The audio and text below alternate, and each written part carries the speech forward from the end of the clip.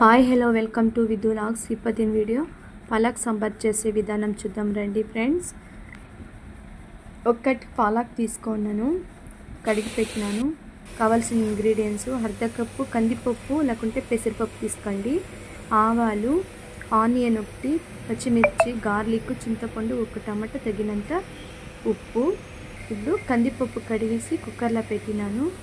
Next పాలకు కడిగి పెట్టినాం కదండి, అది సేమ్ కుక్కర్లోకి వేసి ఒక టమాటా తీసుకోండి చాలు, చింతపండు కొంచెంగా, తర్వాత గార్లిక్, తర్వాత ఆనియన్, పచ్చిమిర్చి, తగినంత ఉప్పు,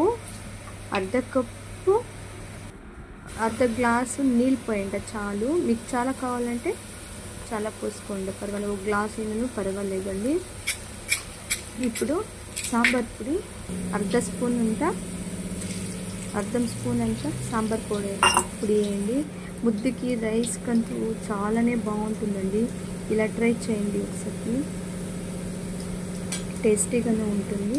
ఇప్పుడు కుక్కర్ మూత వేసి గ్యాస్ మీద పెట్టినాక 4 విజిల్ రావాలండి.